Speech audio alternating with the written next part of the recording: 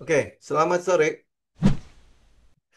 Oke, kita mulai ya market review kita ya. Baik, hari ini mungkin saya akan bahas beberapa saham apa buat apa teman-teman juga nanti persiapan kira-kira bagus apa enggak nanti juga teman-teman analisa sendiri ya.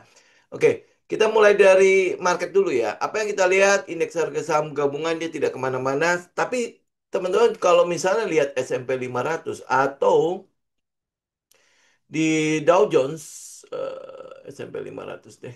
Nih.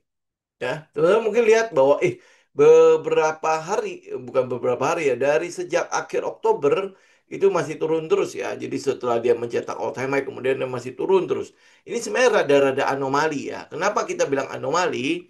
Teman bisa lihat emas atau Bitcoin ya. Ini dua emas dulu deh ya. Kita lihat emas ya. Emas juga turun ya. Jadi kalau kemarin sempat naik ya, sempat naik kemudian habis itu dia capai ini kayak retest gitu ya. Kemudian habis itu turun lagi. Ya memang oke, kita bilang oh hari ini ada potensi untuk naik ya. Paling cuma buat nutupin doang. Ini juga masih belum belum ini ya, belum menjawab apakah emas akan terus naik atau dia akan break. Nah, karena itulah makanya kalau teman-teman lihat ya emas itu posisinya di 3896 itu adalah area yang teman-teman harus perhatikan.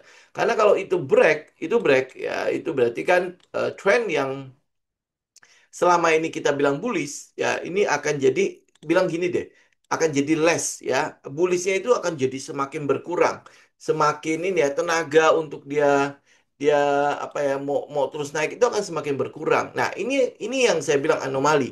Kalau lihat S&P 500 yang adalah pasar saham itu juga turun. Nah, ini ada apa nih dari kondisi yang harusnya kalau kita bilang ini akan jadi risk on, berarti emas keluar pasar modal akan ini kan akan naik kan atau kondisi sebaliknya kalau ini risk off harusnya emas akan bersinar kan aset aset safe haven itu harusnya bersinar tapi ini yang terjadi adalah kedua-duanya itu menunjukkan apa potensi yang kita sebutnya bullishnya itu melemah gitu loh bullishnya itu melemah ada apa ya di situ belum lagi kalau kita bicara mengenai Bitcoin. Bitcoin saya nggak punya. Ya, belum lagi kalau kita bicara mengenai Bitcoin, itu udah jelas ngedrop ya, dan itu udah patah tren ya, bahkan ya kemungkinan besar akan sampai ke sekitar 75.000.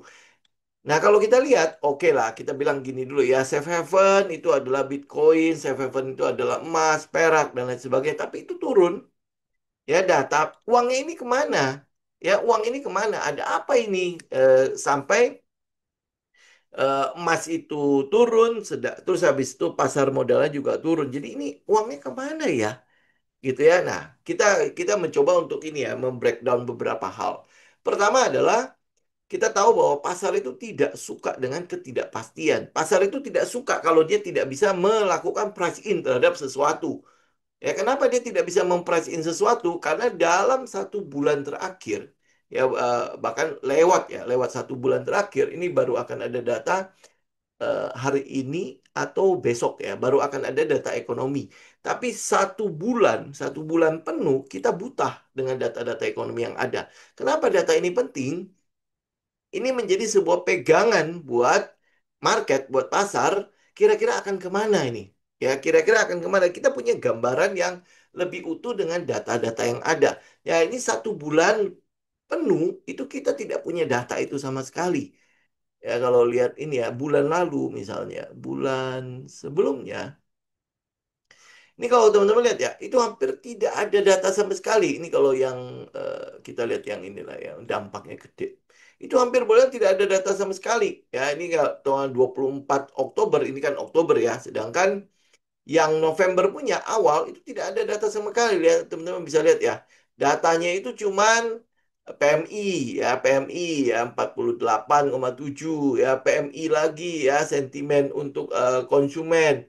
Nah, terus habis itu data-data yang dibutuhkan oleh the Fed maupun ke pengambil keputusan yang lain termasuk market itu kita tidak punya. Misalnya contoh, gimana ya inflasi ya? Inflasi setelah yang terakhir itu kan adalah yang di September kan, inflasi Oktober kan kita nggak dapat.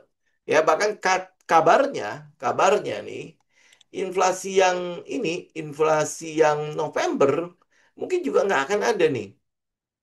Ya inflasi yang ini yang bukan November, Oktober punya itu mungkin juga nggak akan keluar dan itu tidak akan diumumkan untuk selama-lamanya katanya begitu. Ya, jadi karena itulah makanya kita nggak punya data untuk menilai market itu seperti apa. Termasuk di dalamnya adalah The Fed ini akan ngambil keputusan seperti apa.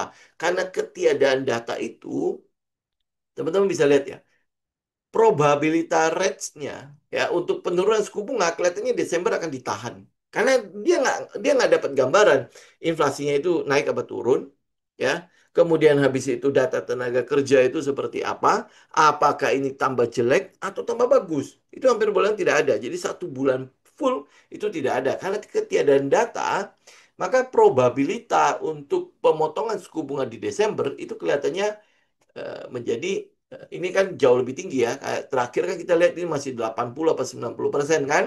Ya, sekarang tinggal 53% itu mempertahankan suku bunga sama kayak Bank Indonesia hari ini itu mempertahankan suku bunga. Kenapa? Karena kita nggak punya data untuk kita memandang ke depannya. Kalau seandainya data misalnya inflasi keluar, data tenaga kerja keluar, kita kan bisa melihat probabilitas rate di sini. Ya, nah sedangkan untuk data sekarang sampai nanti akan diumumkan di tanggal 10 Desember itu datanya sudah tidak mungkin bisa kita pakai lagi untuk ini ya. Nih teman-teman bisa lihat ya. Inflasi untuk di November itu baru akan diumumkan tanggal 10 Desember. Nah, sedangkan The Fed itu juga mengumumkan suku bunganya juga di daerah itu gitu kan. Jadi nggak punya kita nggak mereka tidak punya inilah, tidak punya cukup waktu untuk bisa mempertimbangkan apakah data itu apa akan diturunkan apa enggak kecuali mungkin nanti ada kejutan. Karena itulah market melakukan pricing in. Ya kalau lu lihat dari S&P 500 dia price in dulu. Tadinya market ini pasar modal itu sangat-sangat pede sekali bahwa The Fed itu akan mulai serangkaian pemotongan suku bunga termasuk yang Desember. Ya karena itulah mereka memprice in ini kan.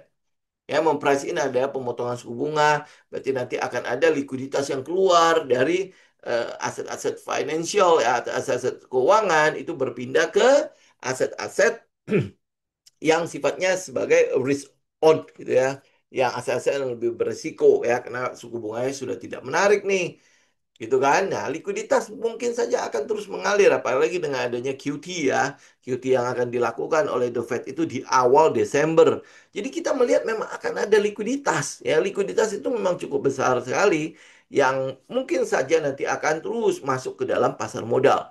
Ya, apalagi kalau misalnya QT berakhir, itu biasanya akan diikuti oleh QE kan. Ya, kalau misalnya market merasa bahwa ini kayaknya memang sudah mulai kekeringan sekali likuiditas. Jadi bank sentral itu akan terus menginjeksi pasar dengan likuiditas termasuk di Indonesia. Ya, kita bisa lihat 200T kan sudah diinjeksi kan. Nah, Bank Indonesia juga pasti terus melakukan injeksi juga. Kita mungkin dia tidak ngumumin atau mungkin data-datanya tidak diumumkan secara full ya, tetapi yang kita lihat The Fed itu sudah masuk ya likuiditasnya sudah masuk. Belum lagi tahun depan itu akan ada namanya One Big Beautiful Bill ya. One Big Beautiful Bill itu adalah programnya si Donald Trump untuk memberikan semacam kayak BLT lah ya, BLT kepada si ini penduduk US-nya itu sendiri ya, setiap kepala itu berapa berapa ya. Nah, sedangkan di Indonesia sendiri itu juga kita punya program seperti itu. Memang ada BLT, tapi yang mungkin kita perlu soroti adalah yang MBG. MBG itu ada 335 triliun yang akan dikucurkan tahun depan untuk program ini. Tok. Ya, nah apa yang mau kita lihat di sini? Yang kita mau lihat itu adalah ada potensi kenaikan pada inflasi. Ada potensi kenaikan pada inflasi. Kenapa? Karena likuiditas yang digelontorkan itu yang begitu besarnya. Ya, apalagi kayak BLT segala macam kan. Berarti kan ada potensi kenaikan pada daya beli. Nah, kalau ada potensi kenaikan pada daya beli, ada potensi juga kenaikan pada inflasi. Ya, apalagi lu dapat ini ya uang gratis pula kan kayak BLT segala macam lu bisa lihat lah ya. BLT di Indonesia deh kalau kita ngomong lah ya, yang mungkin lagi fenomenal banget kan, lu penerima BLT harus ditempelin stiker keluarga miskin. Berapa banyak orang yang tidak mau ditempelin itu? Ya kenapa? Tapi BLT-nya mau. Ya, tetapi kalau ditempelin apa stiker itu mereka nggak mau. Terus habis itu kalau lu lihat ya fenomena media sosial ya, rumah mereka beton, ada mobil, ada motor dan lain sebagainya, tapi masih mau lo terima BLT. Ini uang gratis kan? Ya, nah hal yang sama ya, saya nggak tahu lah administrasi di US itu seperti apa, karena BLT ini itu akan diterima oleh golongan menengah ke bawah, golongan menengah ke atas kemungkinan besar nggak dapat kan? Ya, nah kalau dia golongan menengah ke bawah ini biasanya ini adalah sumber di mana apa daya beli dan konsumsi itu yang paling tinggi, ya kan? Makanya disasarnya di situ. Kalau golongan menengah ke atas, mereka nggak beli inilah ya, nggak beli di bawah kan, ya belinya udah udah udah beda lah tarafnya. Tapi menengah ke bawah, mereka membeli di area-area yang memang memang sering kita lihat lah supermarket yang memang sudah umum yang terlihat oleh kita ya. Nah, BLT juga gitu kan. Nah, tetapi yang mungkin yang perlu kita soroti apa persamaan antara US sama Indonesia? Indonesia itu punya program yaitu tadi ya. Yang mungkin saya mau lihat itu adalah si MBG. MBG ini tahun ini saja sudah menjadi sebuah masalah. Ya, sudah menjadi sebuah masalah. Masalahnya di mana? Masalahnya pada kenaikan daging dan telur. Ya, itu sudah itu kalau tidak diatasi jelas inflasi akan naik. Walaupun diatasi sekalipun, kalau kemampuan memproduksi barang-barang itu tidak cukup untuk memenuhi demand yang ada, tetap akan ada inflasi di situ. Ya, artinya kita bisa lihat tahun depan potensi untuk kenaikan pada inflasi itu sangat mungkin terjadi. Ya, oke. Nah, potensi pada kenaikan pada inflasi itu sebenarnya bagus kalau diikuti oleh pergerakan perekonomian. Ya, kalau diikuti oleh pergerakan pada perekonomian. Kalau tidak diikuti oleh pergerakan pada perekonomian, ini yang saya bilang balik lagi, kemungkinan kalau indeks kita rally itu akan jadi rally yang terakhir. Jadi ini yang mungkin jadi kaki rally yang terakhir untuk si indeks harga saham gabungan. Jadi nikmati aja di situ ya. Tetapi kalau misalnya nanti tingkat inflasinya terjadi, memang inflasinya naik ya, tetapi diikuti oleh PMI yang naik, kemudian habis itu kita lihat pada ini ya, pada eh, apa data-data laporan keuangan dari industri-industri yang ada juga menunjukkan kenaikan yang baik ya. Kemudian habis itu diikuti juga oleh apa penciptaan lapangan pekerjaan yang meningkat. Jadi artinya kalau di ini data ini tingkat penganggurannya berkurang, data lapangan pekerjaan naik ya, itu bagus untuk market ya. Tetapi nanti kalau teman-teman lihat ya, mulai melihatnya gini. Kalau inflasinya naik, tetapi penganggurannya malah malah bertambah parah, nah itu jadi sebuah warning buat kita. Nah, data-data ini kita butuh. Data-data yang seperti ini kita butuh untuk menilai marketnya. Ya, jadi kalau lu lihat hari ini anomali terjadi pada pasar modal turun, kemudian habis itu aset-aset safe haven turun, ya itu akan berlangsung sementara. Tapi begitu datanya mulai keluar, maka kita akan mulai lihat ya nanti akan ada ini ya. Apakah nanti ini pergerakan ini akan mulai naik kembali ya karena dia udah taking profitnya juga udah lumayan lah ya. Kemudian ya yang dibuang itu memang banyak kan itu adalah saham-saham teknologi ya. Saham-saham yang berhubungan dengan ya, salah satunya Nvidia lah.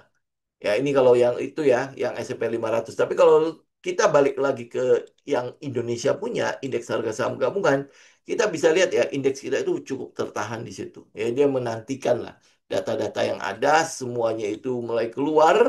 Nah, ini jadi ada keputusan gue mau rally lagi atau gue koreksi sekalian. Oke, nah kalau kemarin hari Jumat kemarin atau hari Rabu kemarin ya, minggu lalu ya, kita bahas soal commodity cycle. Ya, commodity cycle. Nah, commodity cycle ini itu harusnya nanti disupport oleh eh, apa likuiditas yang masuk ke pasar. Jadi kalau daya beli naik ya, kemudian habis itu dari aset yang real apa aset financial ini, aset-aset keuangan ini mereka keluar likuiditasnya masuk ke real asset. Ya, real asset itu berarti dia akan menggerakkan ya apa daya beli dan lain sebagainya di lapangan kita lihat ya.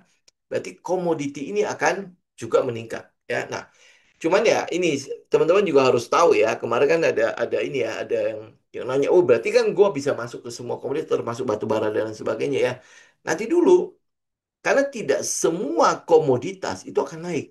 Tidak semua komoditas itu akan apa ya kita bilang equal. Oh ada commodity cycle, maka semua komoditas itu akan naik. Teman-teman bisa lihat chartnya, teman-teman bisa pilih ya komoditas-komoditas mana yang ada potensi ikut dalam cycle itu. Ya terutama kalau perpindahan likuiditas itu terjadi. Ya daya beli semua naik ya kemudian habis itu mendorong adanya demand. Ini cycle ini yang mungkin akan kita lihat. Ya, bagaimana dengan bea keluar ya bea keluar yang akan dikenakan pada komoditas itu biasanya nanti akan ada adjustment ya bea keluar dan lain sebagainya itu biasanya akan ada adjustment habis itu udah selesai. Karena yang paling pokok itu adalah pemasukan. Ya walaupun nanti dia ada bea keluar, oke, nanti kan berarti akan meningkatkan harga dari si komoditas itu kan. Nah, kalau daya belinya naik di pasar semua itu daya belinya naik, ya otomatis demandnya tetap akan ada. Begitu demandnya akan ada, kenaikan harga ini sebenarnya tidak ada artinya. Ya, tetapi memang iya kenaikan harga pada komoditas itu juga akan mendorong inflasi. Ya hari Selasa kemarin ya, Selasa kemarin kita udah ini ya, udah tinggal teman-teman waspadain aja. Kita tinggal update aja. Kalau benar ini akan jadi rally terakhirnya indeks harga saham gabungan, ya lu update. Ya pasti akan ada data-data yang mengarah kepada sesuatu yang membuatnya koreksi. Ya, salah satunya adalah data inflasi. Ya, kalau inflasi ya terus naik ya, sedangkan apalagi kalau diikuti dengan pengangguran yang terus naik juga, nah ini kan jadi stagflasi namanya ya. Apa ini jadi berbahaya. Nah, ini inflasi naik karena apa nih? Ya harusnya daya belinya naik, inflasinya naik, mengakibatkan kenaikan pada harga, itu harusnya diikuti oleh penciptaan lapangan pekerjaan kan. Ya, nah tapi kalau misalnya teori ini nggak pas, nah itu bisa jadi salah satu trigger mungkin koreksi itu akan terjadi. Apalagi kalau kita lihat ya, bank-bank sentral itu mulai jor-joran ngasih uang terus ke market, ngasih uang terus ke market, ngasih uang terus ke market. Nah, terus sampai satu titik itu akan jemu. Ya sampai satu titik di mana itu akan jemu. Kemudian habis itu ya pasti aku harus ada koreksinya. Ya jadi ini teman-teman tinggal perhatikan aja. Oke. Nah, jadi beberapa saham yang mungkin kita bisa perhatikan ya nggak tahu dalam minggu ini atau mungkin sampai ke bulan Desember karena ini cukup sepi. Karena marketnya jelas gitu ya, menunggu kan. Karena kalau apa sekali lagi saya nggak bermain di gorengan-gorengan ya. Jadi lu nggak usah harapin bahwa oh lu masuk besok kemudian habis itu dia langsung to the moon dan lain sebagainya. Kita nggak bermain di situ ya. Oke. Nah, beberapa setup yang mungkin bisa teman-teman perhatikan itu adalah saya udah pernah bahas mengenai aman mineral bro. Ya, AMMN ya. Nah, ini adalah salah satu setup ya setupnya kita. Jadi kan ini dia naik ya, ya naik kenceng kan, ya kita nggak pernah itu ya, hampir boleh bilang ini namanya FOMO kalau lu kejar. Ya mungkin banyak banget kalau lu lihat di lapangan lah ya, banyak banget yang bilang aman mineral itu ya udah habis lah, udah hancur lah dan lain sebagainya. Kenapa? Karena mereka beli di pucuk. Ya lu lihat di psikologinya, mereka beli di pucuk sehingga ya udah, ya udah di daerah-daerah sini. Nah ini sekarang lagi stres-stresnya mereka. Ya, ini turun dari atas sampai ke bawah itu sudah 61,8%, 61,8%. Ya, jadi artinya kalau secara psikologi itu udah lewat 50%. Ini gimana nih? Ya, porto gua merah sampai 50% itu ya. Tetapi buat kita itu malah sebuah setup. Ya, ini balik lagi ya ke bagaimana si market maker melakukan pengumpulan barang. Ya, dia nggak mungkin beli di harga yang mahal. Ya udah itu kita bilang dalam tanda petik ya quote and quote ya bego sekali market maker seperti itu dia beli di harga yang sangat mahal. Ya apalagi dia punya power gitu ya untuk menunggu harga yang lebih murah. Ya karena itulah makanya ya udah ini mereka nunggunya di mana ya kita tinggal lihat di mana munculnya demand. Ya di mana munculnya ada power lagi untuk melakukan pembelian. Ya ini mungkin ini kalau kalau kita lihat gini deh. Ya bagaimana kita menilai hal ini? Lu bisa pakai salah satu indikator yang sering kita pakai ya.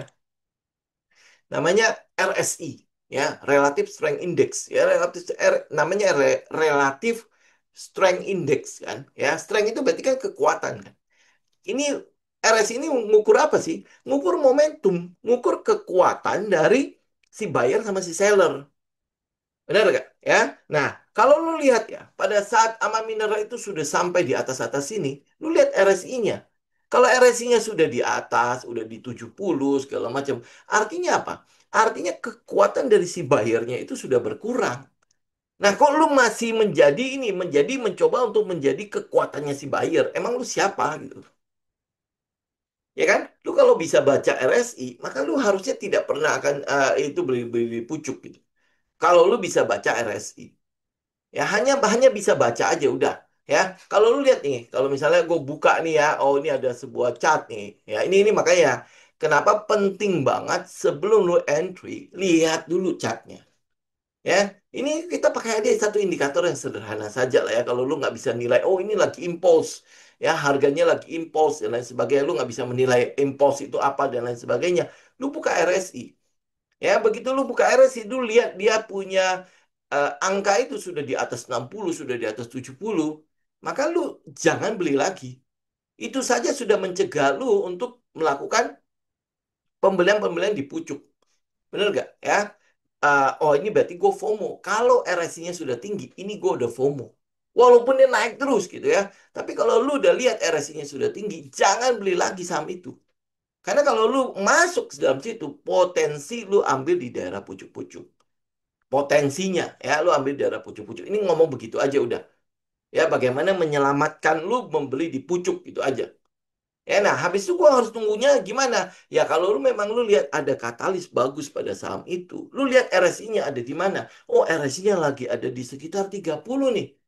Ya, oh berarti kan kalau gue buy pun, ya, ya minimal minimal dia tidak ada di daerah pucuk. Walaupun ya teman-teman harus ingat RSI itu tidak segampang itu membacanya ya, tapi setidaknya itu mencegah lu untuk FOMO.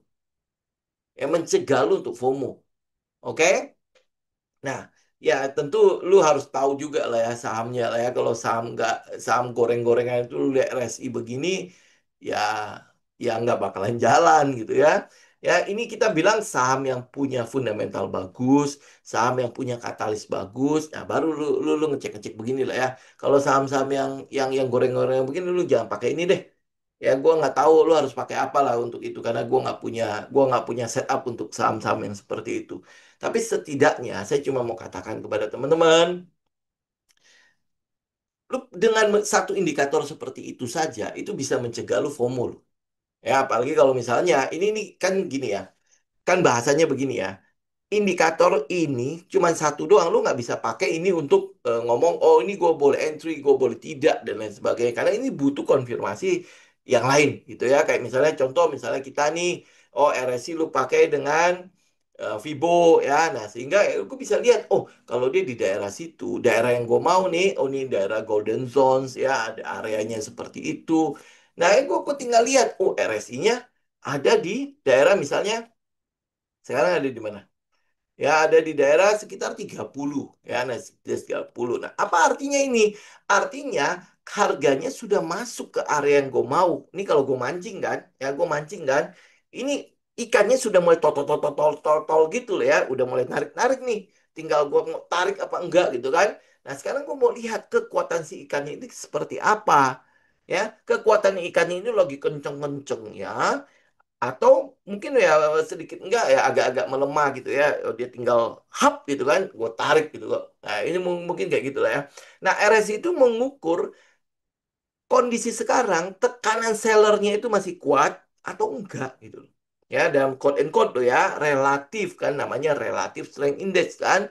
Nah ini relatif lemah. Kita bilangnya begitu. Jadi kalau gue masuk sekarang nih, seenggak-enggaknya ya gue nggak menghadapi yang namanya nampung pisau jatuh. Ya kayak gitulah ya. Gue nggak nangkap pisau jatuh gitu loh. Resiko gue itu jauh lebih kecil dibandingkan dengan kalau gue ambil saat momentum si buyernya itu melemah ya kemudian potensi si seller yang kuat itu datang. Paham nggak? Ya, itu yang teman-teman lihat gitu. Ya, ini cuma salah satu setup doang. Ya, setupnya kita gitu. Ini saja kalau lu bisa baca seperti itu udah menyelamatkan lu banget gitu. Ya, jadi jangan komplain, jangan komplain. Kalau memang lu memang sifatnya lu selalu itu ya, selalu cuman FOMO-FOMO doang, ya lu kalau ngambil di pucuk-pucuk ya jangan komplain. Itu udah jadi habitnya lu soalnya. Tinggal lu mau ganti apa enggak. Tinggal lu mau berubah apa enggak. Kalau lu nggak mau berubah, ya sudah lakukan aja. Itu akan diulangin terus kok. Lu akan mengulangi hal yang sama. Kenapa? Karena lu merasa bahwa itu memang lu nggak mau, karena akibatnya itu jelek kan. Ya, akibatnya itu jelek. Tetapi lu nggak pernah merefleksikan itu, tidak pernah memasukkan itu menjadi sesuatu yang ya apa, lu nggak punya niat gitu loh untuk merubah itu. Ya, walaupun saat itu lu punya tekad banget, wah, gua kena lagi nih. Gue punya tekad untuk berubah. Kenapa tidak berubah? Nanti ya di akhir ya, kita kita kita bicara kenapa lu tidak pernah berubah. Ya, oke. Ini aman mineral. Jadi ini adalah area yang kita mau perhatikan di 580, 630 ya. Nah, apa katalisnya? Cari sendiri. Oke. Nah, kemudian habis itu lu lihat ya. Ini kemarin ada korban nih katanya. Iya, gua korban SSIA. Padahal SSIA itu ada katalisnya, bukan nggak ada katalis.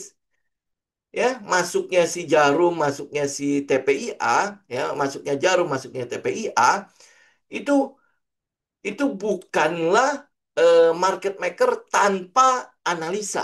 Benar nggak?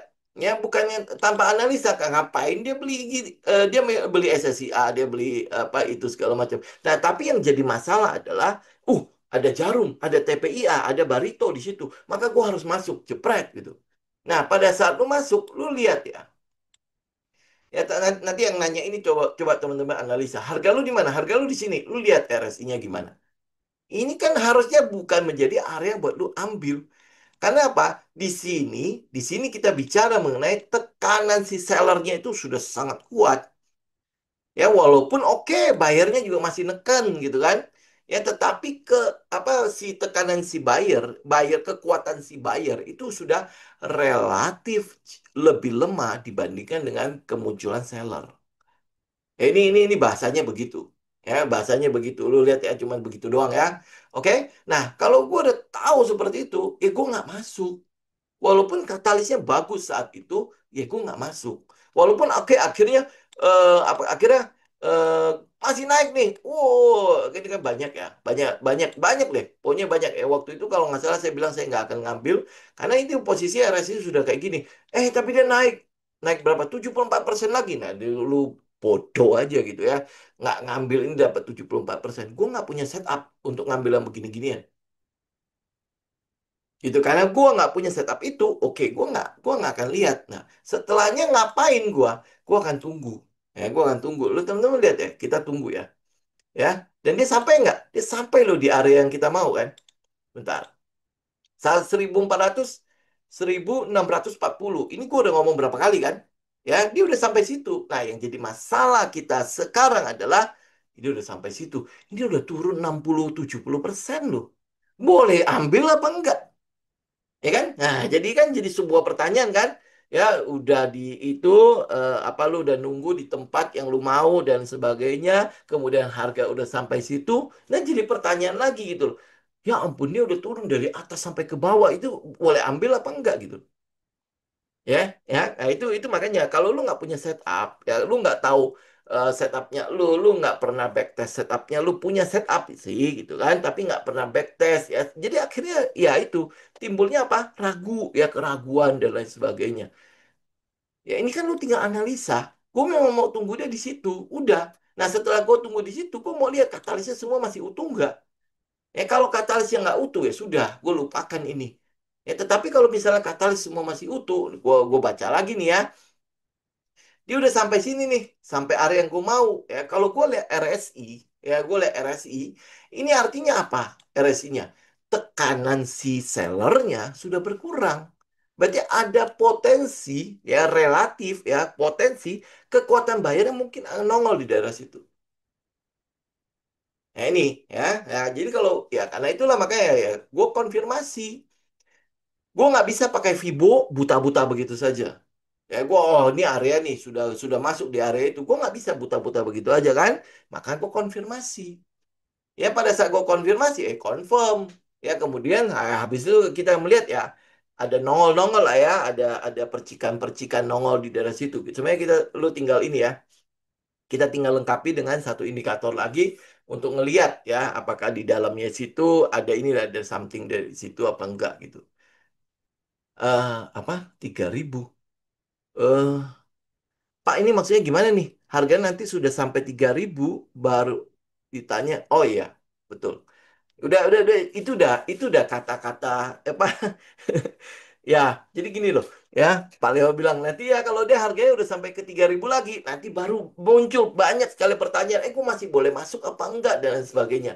Itu ya teman-teman tinggal evaluasi aja lah, refleksiin something di situ, ya. Apakah itu sering terjadi sama kita? Ya kalau iya sering terjadi, saatnya lu berubah apa enggak sih, gitu ya.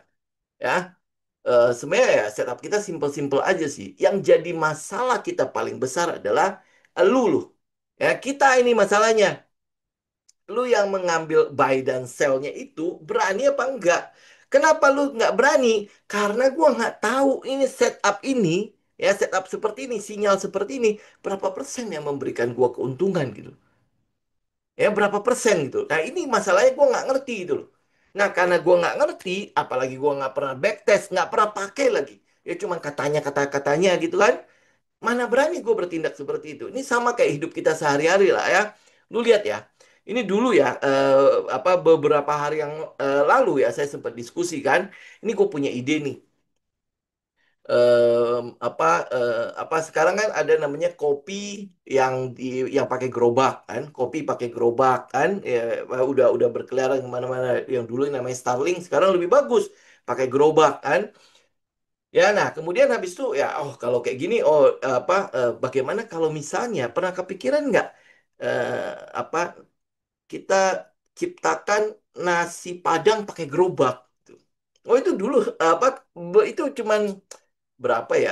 Sebulan lalu lah saya sempat diskusi dengan seseorang gitu ya. Ya, oh iya ya, ya kan kalau kita tahu Padang ya, Padang itu kan sebenarnya bumbunya diracik oleh ada satu orang gitu lah, ada ininya lah, ada kayak calonnya gitu loh ya. Dia akan ngeracikin bumbu buat kita, lu tinggal ambil kemudian habis itu udah. Ya makanya kan rasanya sama kan. Ya lu lihat apa rendang ya. Kalau apa dibilangnya apa ya? Kalau lu lihat di Putra Minang, Sinar Minang, itu rata-rata sama gitu loh ya, rasa-rasanya kan.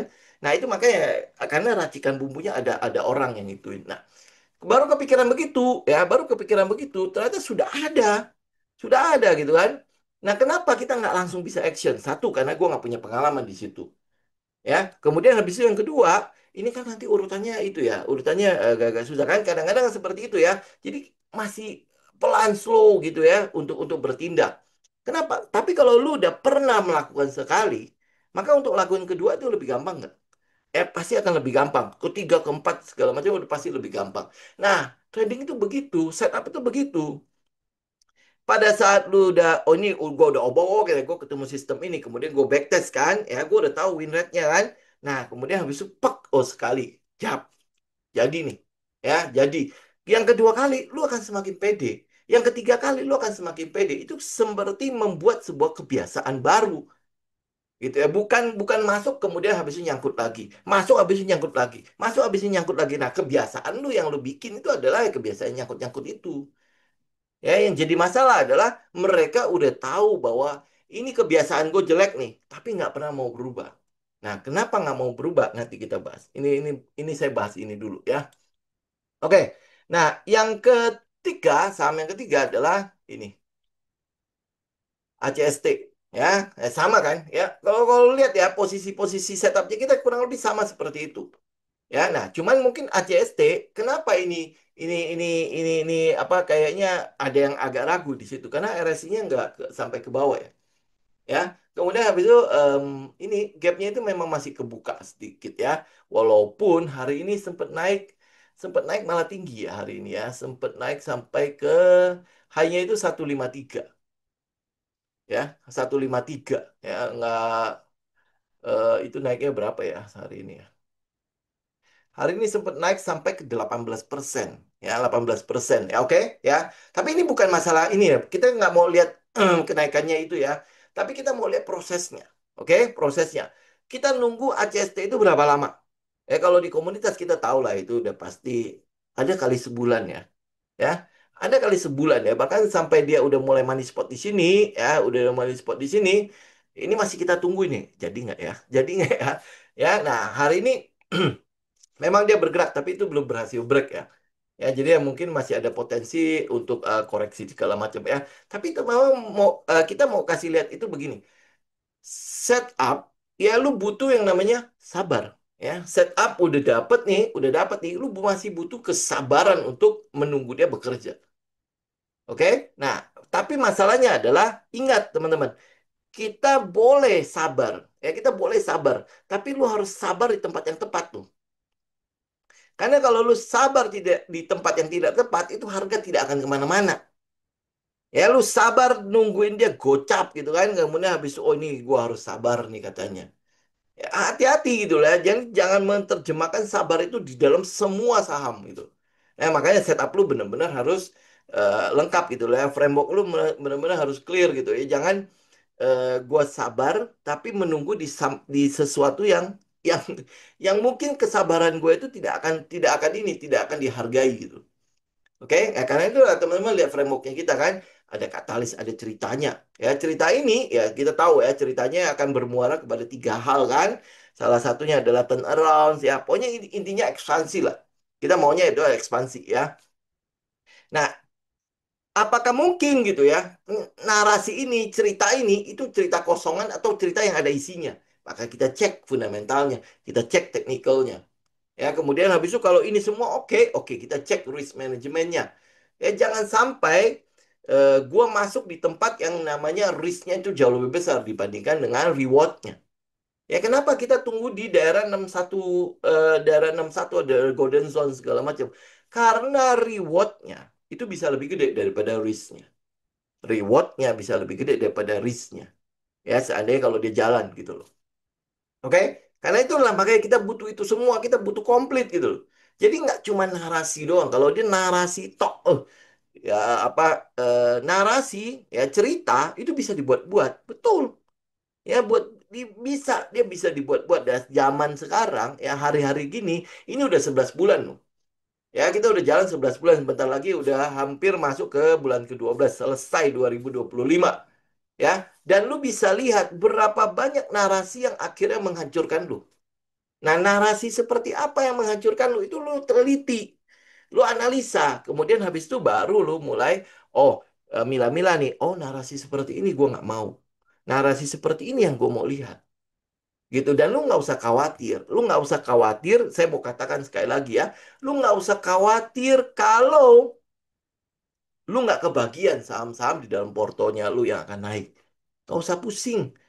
Ya, ini mungkin klasik banget ya. Saya udah ngomong berkali-kali. Ada 1.000 saham, bahkan 1.000 lebih saham di Bursa Efek Indonesia. Masa iya lu nggak dapat kesempatan satupun? Ya, sehingga gua harus ikut narasi-narasi yang kosongan begitu. Benar nggak? Ya, kesempatan selalu akan ada di pasar. Ya, cuman tinggal lu mau cari apa enggak. Yang sekarang jadi masalah kita balik lagi ya. Gua ya, saya udah ngerti lah kenapa kenapa teman-teman ada di situ ya setelah mempelajari ini semua. Oh, kita ngerti lah. Kita males. Ya, kita males untuk melakukannya karena merasa ribet. Ya, merasa wah ini baunya udah wah gue nggak butuh begituan katanya. Ya, gue cuma butuh 1%, 5% setiap hari udah cukup gitu. Tapi masalahnya adalah dia nggak mau melakukan apapun. Pokoknya gue cuma butuh 5%. 1% bahkan. Ya, 1% setiap hari, 20 hari pun 20% katanya. Cari dari mana lagi? Tapi dia lupa. Begitu hancur, itu nggak tahu hancurnya berapa persen. Ya, biasanya kalau lu mengandalkan 1%, itu biasanya nggak ada risk manajemennya.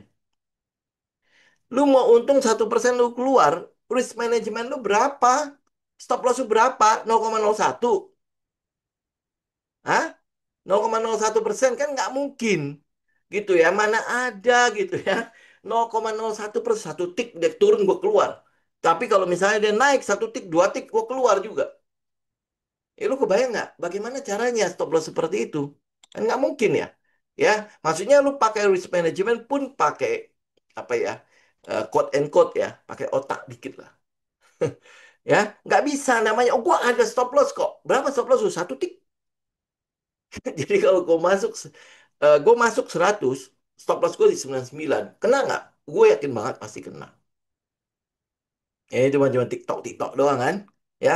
Nah, itu salah satunya lah. Pokoknya udah komplitkan aja itu, ya komplitkan. Ini gue mau kelarin dulu ya. Habis itu baru kita mulai bercerita. Oke? Ada ADMR. Ya, ADMR mungkin agak tinggi. Ya, ini mungkin ada dua posisi. Ini saya buang aja lah posisi yang atas ini. Ya, oke.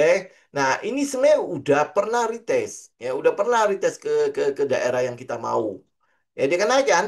Ya dia naik kan? Lu nggak usah kejar. Ini coba bayangkan. Ini ada satu arah, satu arah. Ini posisi satu arah. Ya kemudian habis itu besok dia naik. Lu pasti kejar. Itu udah nggak mungkin nggak kejar punya lah.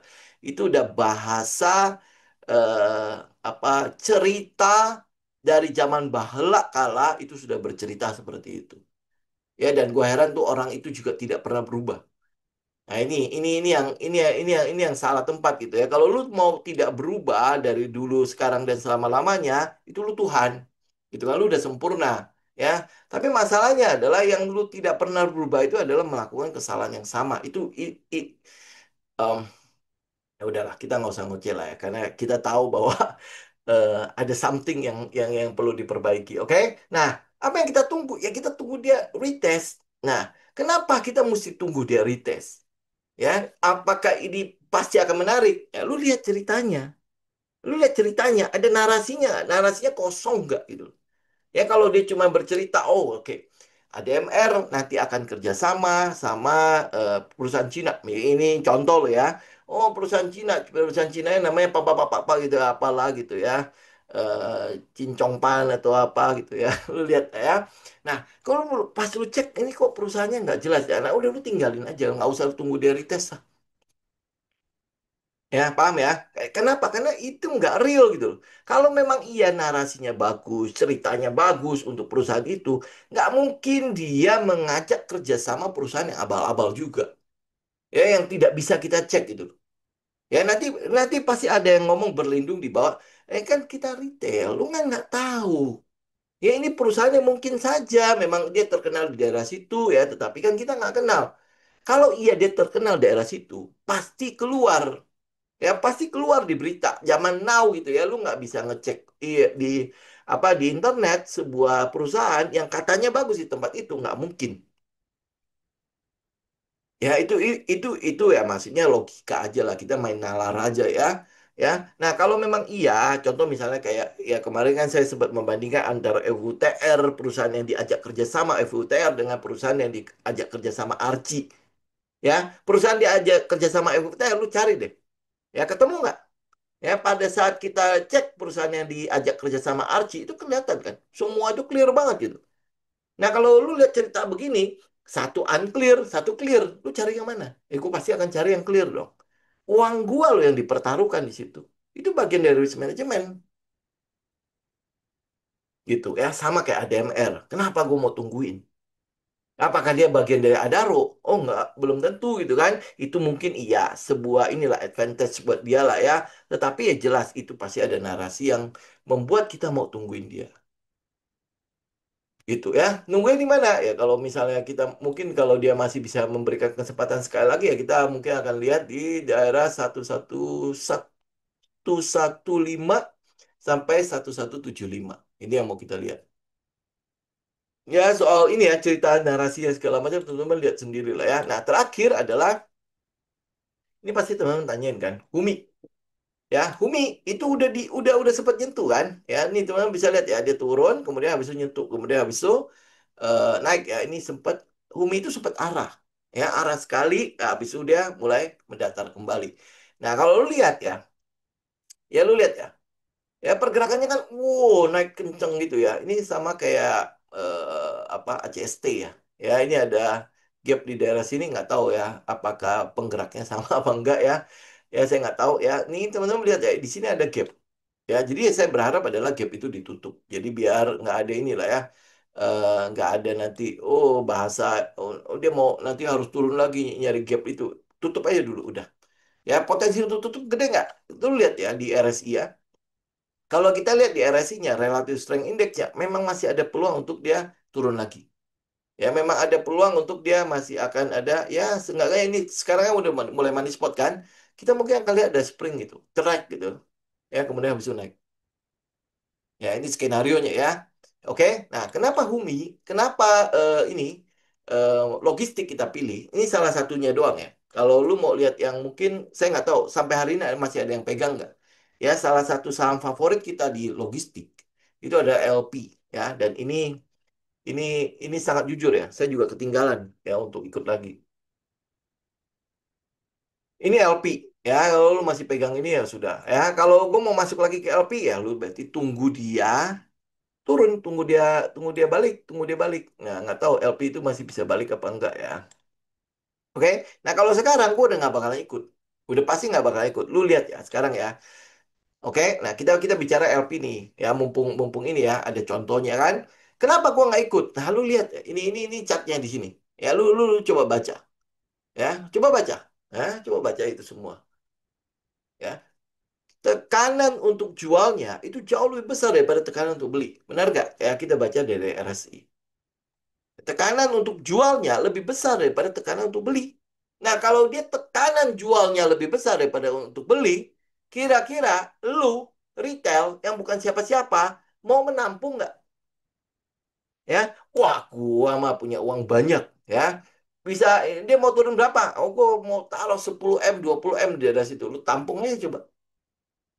Yang mau jualan tuh udah banyak.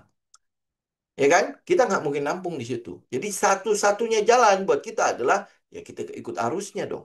Kan lu mau ikut apa kata si market maker dong, ya. Market maker sudah jelas tidak mungkin membeli itu, ya. Sudah tidak mungkin beli itu. Kita dulu beli di mana coba LP itu, ya. LP itu dulu beli di mana? Dulu kita beli LP kalau tidak salah ya daerah-daerah bawah sini ya. Ya, berarti berapa? 200. Oh, nah, Pak Nunu masih pegang ya LP ya. Ya, 212 itu dulu ya, ya udah sempat keluar. Kalau saya sih udah keluar ya. Waktu itu berencana mau ngambil ya, tapi ya ini akhirnya mungkin udah lepas juga ya sudahlah, kita udah cuan juga di situ ya. Nah, kalau lu lihat ya, ada potensi narasi akan bagus di daerah logistik. Gue mungkin akan tungguin si LP. LP ini yang punya anak muda, dia ngelola kasnya itu pokoknya keren deh. Ya pokoknya dia ngelola kasnya keren dah pokoknya ya. Udah itu aja ya, teman-teman tinggal cek aja kenapa dia ngelola kasnya segala macam. Nah, kalau gue mau masuk ke LP ya, gue misalnya gue mau lihat ya, ini nggak ada pilihan lain nih, gue cuma memilih LP, gue akan tunggu di daerah bawah. Ya, gue nggak akan ngambil sebagus apapun saham ini sekarang, gue nggak akan ambil. Ya, gue akan tunggu dia diskon. Ya, gue akan tunggu dia diskon, ya, gue akan tunggu di daerah diskon itu. Ya, ini contoh aja. Jadi nanti teman-teman dia lihat ya, LP itu akan sampai ke 510 sama 450 sampai 460 sampai ke 510. Ya kapan? Ya ini proses sabarnya kita. Lu kan kayak mancing ya. Habis lu udah tahu ini kolamnya ada ikan, ya. Lu lempar kailnya, ya lu tunggulah ikannya makan kail kita kan nggak mungkin kan lu nyelam ke situ kemudian ini kan makan pek itu habis itu lu naik lagi tarik pancingnya kan nggak ada yang begitu ya. Mancing itu nggak ada yang kayak gitu kan, kecuali mungkin zamannya Soeharto katanya seperti itu ya. Di bawah itu ada apa pasukan katak ya, jadi ini pancingnya turun kemudian habis itu dikaitkan gitu. Ya, kalau itu ya bukan mancing seperti itulah, kecuali lu mungkin punya Bursa Efek Indonesia kan, nah itu mungkin beda. Ya lu masuk kemudian habis itu naik harganya, ya itu mungkin beda. Tapi kan kita tidak. Ya kalau enggak ya udah lu tunggu. Ya, lu tunggu tekanan dari si bayarnya mulai keluar lagi. Ya, kekuatan dari si bayarnya mulai keluar lagi. Kalau sekarang, jelas, itu kekuatan dari seller itu yang gede. Kalau lu masuk sini, ya kalau nyangkut emang nggak heran. Bener nggak? Ya, kalau lu nyangkut daerah sini ya udah nggak heran. Gitu, ya. Oke, nah ini ya, sebelum nanti ya, saya utak atik pertanyaan ya. Ini mungkin saya tutup ya. Kenapa kita itu kok kayaknya apa susah untuk melepas hal kayak gitu ya? Karena yang gini ya. Yang sering kita cari itu adalah sesuatu yang instan. Dan instan itu memang menarik sekali. Ya, jadi kalau lu lihat ya bagaimana cara kerja otak. Ada satu zat, ada satu unsur di dalam ini di dalam otak kita yang membuat kita selalu bahagia, ya sukacita, ya apa ya pokoknya itulah ya yang enak-enak, yang seneng-seneng ya. Itu namanya dopamin ya. Ya, itu namanya dopamin. Nah, dopamin ini ternyata satu zat tapi ada dua salurannya. Ada dua saluran. Yang saluran pertama itu adalah saluran yang sifatnya tidak stabil. Ya dia nongolnya kadang-kadang gede ya, peng gitu ya. Kalau lu lihat cat itu mungkin ya turun naik gitu ya. Ya. Nah, kalau lu lihat ya kadang-kadang itu ya lu semangat gitu kan. Kemudian habis itu semangatnya tiba-tiba hilang ya, letoy. Terus habis itu nanti dapat lagi semangat tiba-tiba gede ya, kemudian letoy lagi. Kira-kira lu seneng nggak yang begini ya? Ya pasti lu nggak seneng. Kalau gue ngomong sekarang lu pasti nggak seneng. Tapi itu yang lu cari. Ya contohnya apa? Contohnya nih, habis ikut kelas, wah kan lu semangat banget. Oh gue tahu nih setupnya begini. Gue keren banget ya begitu. Gue tes, ya. Loh, kok nggak jalan? Turun lagi semangatnya. Lalu terus habis itu nanya konsultasi. Oh harus begini dong lu. Oh oke oke oke. Rasa semangat lagi kan? Ya kenapa ada dorongan motivasi semangat lagi? Tak tak tak tak tak. Nggak dapet. Ah nggak dapet lagi. Ya kemudian habis itu mulai letoy dan lama-lama hilang.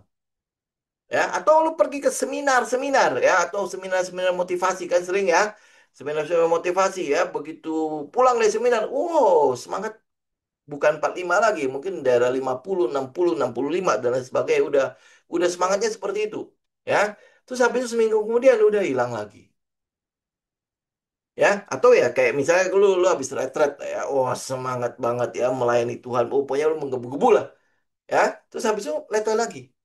Ya, kenapa? Karena itu namanya dopamin mesolimbik ya, mesolimbik. Jadi dopamin itu memang tidak stabil, ya, tidak stabil. Jadi kayak lu gue masuk nih, gitu kan, arah kan, keren kan, arah kan.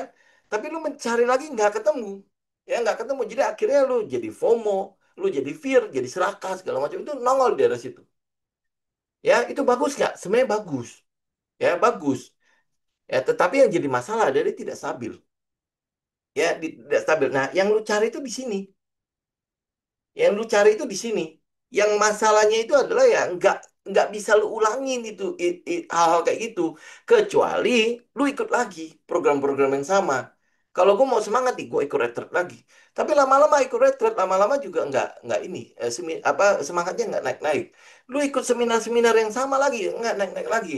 Ya nggak seperti yang pertama kali, gitu ya. Ya ini adalah dopamin yang kita sebut sebagai mesolimbik. Itu tidak stabil. Kita butuh, yes, kita butuh. Ya, tetapi ini bukan yang kita cari. Yang kita cari itu adalah saluran yang kedua. Yang dopaminnya dilepasinnya pelan-pelan, tapi stabil. Ya, paham ya? Dopaminnya itu dilepasin pelan-pelan. Itu yang kita sebut sebagai mesokortisol. Yang kita lepasin pelan-pelan. Tetapi yang masalahnya yang dilepasin pelan-pelan ini tidak banyak orang yang mau. Kenapa? Karena sulit katanya. Ya, pertama teman-teman lihatnya sulitnya gimana? Kalau gue suruh lu jurnal, kira siapa yang berapa banyak yang melakukan jurnal itu? Dan itu konsisten lu lakukan setiap hari. Ya, berapa banyak yang melakukan seperti itu? Dan itu konsisten sampai hari ini. Ya, oke. Ya, kira-kira berapa banyak? Nah, itu adalah itu yang di apa mesokortisol. Ya, kalau lu melakukan journaling ya setiap hari, maka lu melakukan refleksi terhadap kesalahannya lu. Saat salah apa yang salah, lu bisa evaluasi, lu bisa perbaiki. Ya, saat menang nih, ya menang. Kenapa dia menang? Lu bisa mempertahankan hal itu. Ini ya jurnal. Oke, ya kalau kalau lu cuman oh masuk, oh yes menang gitu kan. Nah habis itu lu nggak bisa ulangin lagi. Nah itu yang jadi masalah gitu. Iya betul, dopamin lu, wah lu sukacita, gembira sekali saat itu. Ya bahkan sampai pamer di mana-mana kan, flexing di mana-mana kan. Ya, tapi lu nggak bisa ngulangin lagi. Itu masalahnya. Yang lu cari itu di tempat yang salah gitu loh. Ya bukan bukan salah banget sih, enggak. Ya cuman ini masalahnya tidak stabil. Ya tidak stabil. Yang kita mau cari yang stabil. Nah, prosesnya kayak satu journaling. Ya ini adalah sesuatu yang orang lain nggak mau. Lu lihat hidup lu sehari-hari juga pasti lu nggak mau nyari-nyari yang susah-susah begini gitu. ribet katanya. Ya justru pada saat itu lu dopaminnya itu lu keluar gitu. Oh, kenapa gua salah ya? Ya, lu langsung gitu loh. Jadi nggak down gitu, plek gitu. Kayak misalnya kemarin ya, kayak trading gold ya. Saya sempat salah arah nih. Ya, kemudian habis itu saya tinggal tidur. Ya, gue tinggal tidur. Kemudian habis itu bangun, lu jebol. Ya, itu kalau misalnya nggak ada stop loss, nggak habis lah gue. Ya, tiba-tiba jebol. Ya, itu kalau gue nggak evaluasi, wah, gue sakit hati banget. Ya, isinya jadi revenge trading. Ya kan? Nah, itu lu kalau lu jurnal, maka hari itu juga lu selesaikan masa lalu. Udah tidak kemana-mana. Ya, itu satu jurnal. Kedua adalah soal setup. Apakah gue melakukan analisa setiap kali sebelum gue entry? Gue lakukan analisa nggak setiap kali gue entry? Ya, jadi sebelum gue entry, gue analisa dulu. Ya, sehingga lu bisa menghindari diri lu dengan yang namanya beli di pucuk dan lain sebagainya. Ini yang kita bahas hari ini. Ya kayak lu misalnya contoh kayak LP yang hari ini. Ya lu nggak mungkin beli. Kenapa nggak mungkin beli? Karena gue lihat chartnya. Ya gue analisa chartnya. Oh nanti lah. Ya sehingga ya lu banyak sekali hal yang bisa lu hindarin. Nah pada saat lu terhindar dari masalah-masalah itu dopaminnya keluar.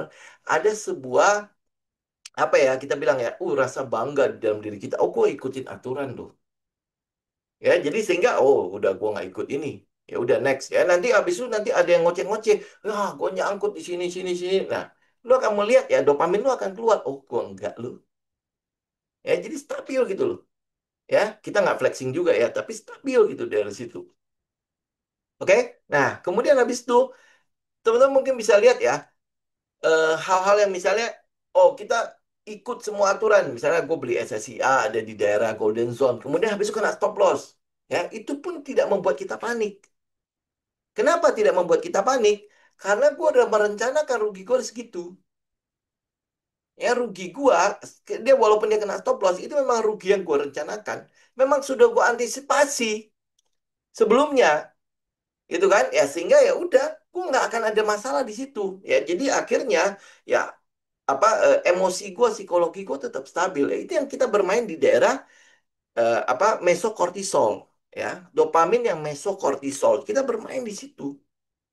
Ya, makanya kenapa saya bilang, lu harus netral. Setiap kali psikologi lu apapun ya, lu mau menang kah, lu mau kalah, kalau sifat lu harus netral. Karena yang kita ikuti kan cuma konsisten pada aturan, ya kan? Disiplin melakukan hal yang sama. Setiap saat gitu loh. Kita mau mengulangi, oh gue mau masuk lagi nih, oh ya udah gue ulangi lagi hal yang sama. Itu kita bermain di mesokortisol. Ya, jadi bukan di daerah mesolimbik. Ya, lo kalau dengar limbik kan lo udah tahu lah ya. Itu biasanya kebiasaan-kebiasaan yang tidak terlalu bagus ya. Nah, bagaimana caranya kita bisa ada di daerah bisa memproduksi mesokortisol setiap saat ya dopamin kita yang mau kita lihat itu yang kita sebut sebagai bangun habit, bangun kebiasaan. Ya, kebiasaan ini dibangun ya melalui proses. Namanya juga kebiasaan kan lu biasakan, bukan cuma sekali-sekali doang. Ya, jadi mesokortisol itu dopamin metokortisol itu akan keluar pelan-pelan seiring dengan proses. Ya, compounding itu juga di sini di mesokortisol. Compounding, ya. Lu kalau sebut sebagai iman, iman itu adalah sesuatu yang lu belum lihat tapi lu percaya. Ya, compounding kan begitu kan? Kalau lu lihat ya, compounding itu proses di mana lu nggak lihat dia akan jadi multiplier dan lain sebagainya. Itu jauh sekali ya. Pada saat itu dia cuma bergerak dikit doang tiba-tiba, pung. Itu compounding kan. Ya, jadi lu lepasin yang namanya dopamin metokortisolnya pelan-pelan. Oke, tapi gue tahu bahwa nanti ini akan jadi peaking gitu. Ini akan jadi compounding multiplier gitu. Ya itu daerah situ. Ya, jadi kalau gue sekarang gue nggak mau maksa teman-teman mau apa lu mau jurnal apa enggak, lu mau berubah apa enggak. Kalau lu mau berubah, ayo lakukan sebuah kebiasaan-kebiasaan kecil-kecil doang. Lu menang yang kecil-kecil gitu loh. Dan misalnya lu melakukan journaling, itu lu keluarin dopamin metokortisolnya. Ya, pada saat lu bisa menyelesaikan satu tugas sederhana, dopaminnya keluar. Gitu dan dopamin itu yang mau kita lihat gitu. Lu melakukan analisa, itu dopaminnya keluar. Karena lu menyelesaikan hal-hal kecil-kecil ya, tetapi banyak.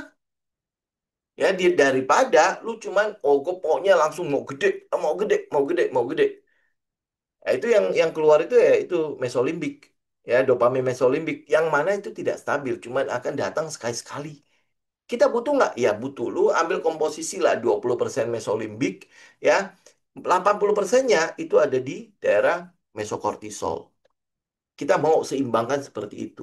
Kita butuh kok yang kadang-kadang lonjakan-lonjakan ini buat apa? Buat semangat kita gitu loh. Ya buat semangat kita. Oh iya bener nih. Ya kalau gue journaling gue dapat nih. Ah ini kadang-kadang mesolimbiknya keluar. Ya itu biar kita semangat mau ulangi lagi besok, mau ulangi lagi besok. Ya, nah ini teman-teman juga bisa lihat ya, kenapa gue ambil di forex ya. Kenapa? Karena gue butuh yang dopamin mesolimbiknya itu juga gitu. Ya biar biar ini ya ada hasil cepat gitu, ada hasil cepat kan. Kalau di saham kan kita jelas kita akan nunggu kan. Gitu. Karena itulah teman-teman ya, ini mungkin sekalian ya sebelum saya tutup ya. Kita akan ada coaching class. Ya, coaching class itu akan kita adakan di Januari. Jadi 1 bulan ya. 1 bulan itu kita ada Zoom setiap hari Sabtu. Ini di setiap Sabtu ini nanti teman-teman bisa itu lah ya tanya ke Yuli ya. Nanti saya juga akan post di YouTube dan di IG juga. Jadi teman-teman bisa lihat sendiri. Kemudian habis itu untuk yang trading gold itu di tanggal 13 ya, 13 Desember ini ya. Ini cuma pengumuman aja, sekilas aja. Oke? Nah, oke. Em, Pertanyaan nggak ada kan? SMGA itu apa masih bagus ya? Tergantung si segernya itu masih bagus apa enggak. SMGA itu kan anaknya seger kan, ya. Lu bisa lihat ya SMGA itu kenapa? Kenapa gua lebih memilih seger daripada SMGA? Salah satunya adalah segernya itu kan induk ya. Kemudian habis itu kita tahu nih segernya itu naiknya kenapa? Seger itu naik karena adanya pembuatan smelter. Ya, pembuatan smelter kan. Nah, sekarang pertanyaannya, smelter udah jadi belum? Belum kan? Ya, kalau nggak salah baru akan dibuat di tahun depan kan. Nah, baru akan berproduksi kapan? Itu yang butuh ini time frame ini, timeline ini lu butuh lihat. Berarti kan kita harus menunggu ya dia produksi sama kayak ADMR. ADMR kita sudah lihat dari kapan? Dari tahun lalu. ADMR kan baru mulai akan produksi tahun depan. Ya di semester terakhir ini ya kalau nggak salah di kuartal terakhir 2025 itu sudah akan mulai beroperasi. Tapi kita baru akan lihat hasilnya di 2026 Q1. Ya Q1 2026. Nah, ini kalau kira-kira gua ambil ADMR di daerah-daerah November Desember itu kan masih wajar ya. Ya kan? Kenapa? Karena kita mau menyongsong adanya laporan keuangan yang dihasilkan oleh si smelter ini. Jadi smelter itu mulai beroperasi. Nah, kita lihat ya, sekarang SMGA dan SMGR. Ya, itu timeline yang lu mesti perhatikan. Ya, timeline-nya lu mesti perhatikan. Apakah timeline itu sudah masuk apa belum? Kalau belum, lu mungkin nanti akan lihat sideways-nya masih akan berkepanjangan. Gitu. Jadi daripada gue masuk lagi nih ke SMGR. Dulu kemarin itu kita masuk SMGR kenapa? Karena salah satunya adalah kita mencoba untuk memprice in PLTSA. Karena SMGR punya satu PLTSA. Ya kita price in itu. Ternyata pergerakan ini ya ini mungkin blessing in the skies lah ya. Kita price in-nya apa? Ternyata katalisnya adalah smelter. Ya, ternyata katalisnya adalah smelter. Itu sebabnya kenapa ini kan kita keluar di 460 kalau nggak salah kan kena 711 kan. Ya walaupun dia masih sempat naik lagi sampai ke 500-an ya sudahlah itu urusan nanti lah ya. Kemudian habis itu kita tahu bahwa oh ternyata smelter bukan PLTSA. Ya udah. Ya kalau dia udah lihat smelter maka ada timelinenya. Smelternya belum ada. Ya kalau smelternya belum ada ya sudah kita tunggu aja smelternya. Jadi kalau masuk sekarang, lu mau masuk sekarang ya silakan. Ya tapi lu mau nunggu itu aja udah. Gitu. Ya. Oke. IOTF ini apa ya sama apa ya? Kayaknya udah pernah dibahas ya ini ya. Saya nggak tahu saham apa ini ya. Ini lu apa masih fase akum apa enggak? Tergantung katalisnya. Saya nggak tahu gitu loh. Tapi kalau lihat setup doang, setupnya seperti itu, ya saya suka gitu ya. Ya, cuman kan dia harus punya narasi. Kalau enggak, lu akan nunggu. Ini yang saya bilang ya. Lu akan nunggu, lu akan jadi sabar lu ada gunanya apa enggak gitu loh. Itu masalahnya gitu kan. Ya, makanya kenapa saya bilang, lu sabar harus di tempat yang tepat. Jangan sabar di semua tempat gitu. Ya, nah sekarang IOTF ini ada apa di sini sampai dia harus akum? Ya, berarti kan ada sesuatu kan yang dilihat kan oleh si market maker kan. Nah, itu harus lu cari. Nah, gue nggak tahu masalahnya. Kalau setup mah bagus. Ya, setup mah cakep. Gue mah seneng dengan setup seperti ini.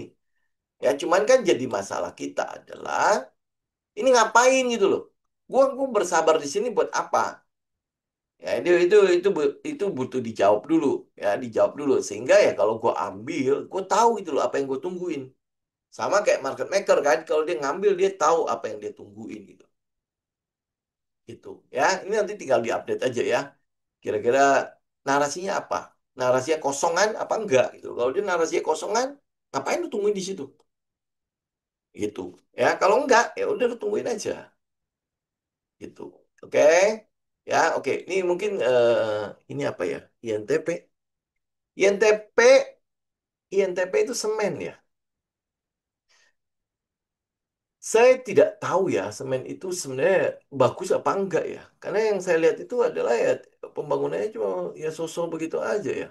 Tapi kita lihat teknikal aja ya. Apa yang kita lihat dari teknikal? Betul. Semen itu secara minor, INTP ya, INTP terutama INTP, itu secara minor memang sudah eh, berubah karakternya. Jadi dari turun, sekarang sudah berubah ya. Sudah mulai naik. Gitu, sudah mulai naik. Tapi ini minor ya. Minor. Nah, apa yang lu mesti lakukan? Karena gua ketinggalan di breakout yang sebelumnya, maka gua akan tunggu di breakout yang atas gitu loh. Cuman yang jadi masalah kita adalah gua nggak tahu ya, karena saya nggak ngikutin INTP ya. Kalau nggak, ya gua akan tunggu di daerah ini. Ya, ini kan dia sudah masuk situ. Ya kalau lihat setup ini sebenarnya udah ketinggalan kita. Ya kalau ini kan teman-teman bisa lihat ya. Ini kan dia naik kan, kemudian habis itu dia turun udah. Ya tapi ini udah ketinggalan karena memang kita nggak lihat ada katalis di semen gitu karena itu namanya kita nggak ngeliatin ini. Jadi kalau posisi ini sekarang posisi ini sebenarnya udah menuju ke TP nih, menuju ke TP ya. Kalau katalisnya benar bagus, lu bisa tunggu dia breakout ya 72, 75. Ya, tapi ya jelas ini udah agak lebih mahal lah dengan breakoutnya ya. Kita beli breakout karena beli diskonnya udah lewat. Ini loh, ini daerah diskonnya nih. Ya, ini daerah diskon udah lewat. Ya, jadi kalau saya bilang, ya either itu lu cari saham yang lain atau kalau memang lu bener lu ketemu sebuah katalis yang bagus di ETP, ya lu tunggu dia breakout aja. Ya, habis itu ya lu tinggal apa cuma stop lossnya aja yang rada-rada gede aja ya. Oke, ya itu INTP. Nah, kalau INKP, INKP mungkin daripada INKP, teman-teman mungkin bisa lihat Tekim kali ya. Ya, tapi sama aja sih ya. Mereka kan itu satu ini kan. Kalau Tekim naik, INTP juga pasti naik. Cuman secara karakter, ya kita harus akui ya, Tekim itu lebih lebih ini ya, lebih lebih lebih agak liar dikit ya. Kalau INKP ini agak-agak slow-slow. Tapi posisi setupnya semua sama. Ya, INKP maupun apa Tekim. Ya, jadi ya udah tinggal lu tunggu. Ini tunggu ini ya, tunggu tunggu reaksi aja. Kemarin sebenarnya udah ada reaksi, Tekim juga ada reaksi. Kemudian INKP ini udah mulai reaksi kan. Ini juga kan di tanggal 12 November ini loh. Ya, Tekim INKP. Jadi udah ini kalau lu udah punya barang tinggal bersabar. Ini aja sabar aja udah. Ya. Walaupun ya kalau lu lihat setupnya kita mungkin maunya sebentar. Ini yang Tekim ya.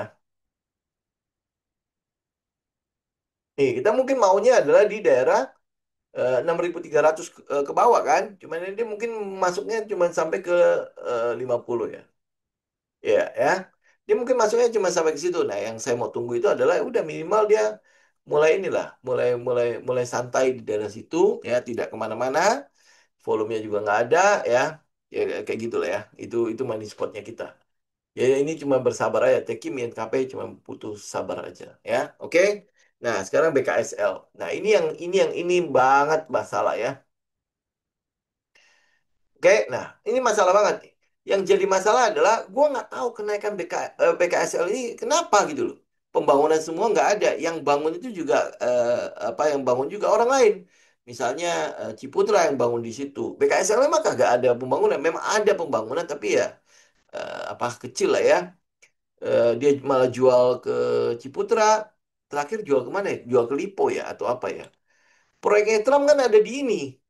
Ada di apa itu namanya tuh? Ya di KPIG kan, di MMC Land kan. Itu kan bukan di sini, bukan bukan di ini, bukan di BKSL. Ya, lu kalau mau lihat LRT-nya akan sampai ke Sentul, sampai hari ini belum dipanjangin gitu. Ya belum dilanjutin lagi. Jadi ya apa ya kita nggak tahu sih. Ya, untuk saat ini ya gua nggak tahu katalisnya apa, tetapi secara setup gua mungkin tidak akan mengambil ya, karena dia katalisnya nggak ada, kemudian setupnya juga kalau lihat ini ya di ini ya di technical ya, ini sudah berubah karakternya walaupun memang dia naik ya, balik lagi naik ya.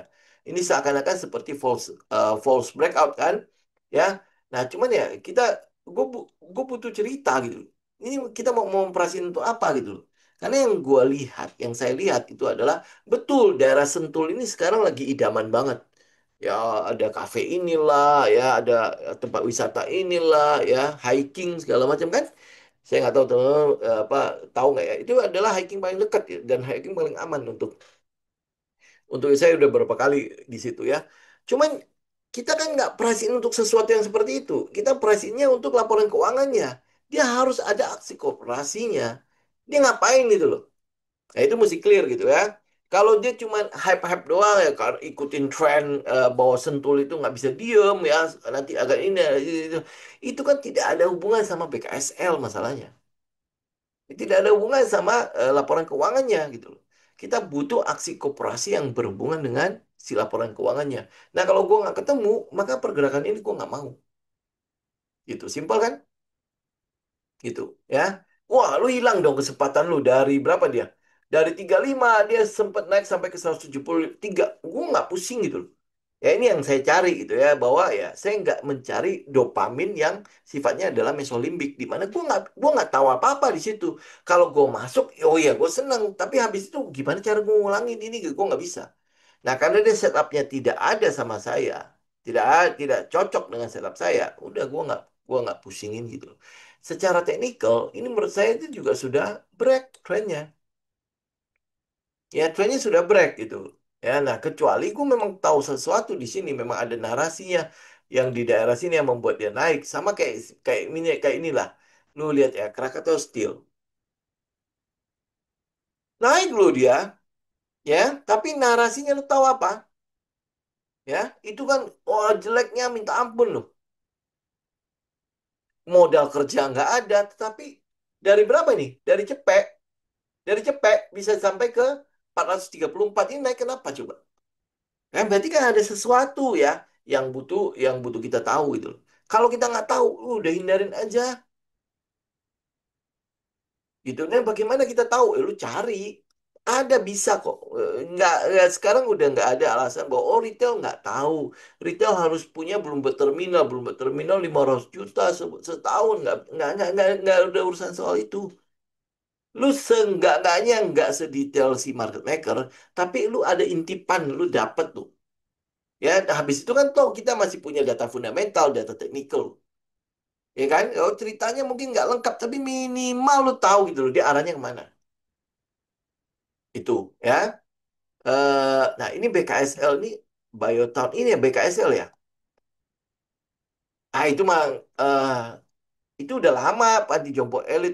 Nggak ada urusan soal ginian, Mbak. Ya, kalau menurut gua, itu Panti Jompo mah udah lama. Itu namanya, eh aduh, gue lupa. Ya, dulu namanya Wulan. Ya, itu ada hotel dan lain sebagainya kan. Dulu kita sering kok sering nginep malah di situ. Ya, nah ini mungkin ya yang farmasi yang di daerah Jonggol yang Biotown itu. Tapi ini ada hubungannya nggak sama si ini, sama si BKSL. Nah, kalau ada, nah, mari kita cek di situ. Ini ada hubungannya nggak sama si BKSL-nya? Itu yang butuh butuh butuh kita tahu itu. Ya kalau ada hubungannya, ya udah baru kita nanti lihat setup untuk kita masuknya di daerah mana. Ya, tapi kalau misalnya dia tidak ada hubungan, berarti kan cuman ini ya, ada lirikan doang kan. Yang gue lihat tuh tidak ada pembangunan masalahnya di Bukit Sentulnya masalahnya. Ya, di Bukit Sentul ya memang ada pembangunan, ada, bukan nggak ada sama sekali, ada, ya. Tapi dia tidak seagresif kayak misalnya lu lihat kayak Ciputra lah, Alam Sutra lah, ya dan lain sebagainya. Dia nggak seagresif itu, gitu. Nah, kalau dia nggak agresif, laporan keuangannya bagaimana?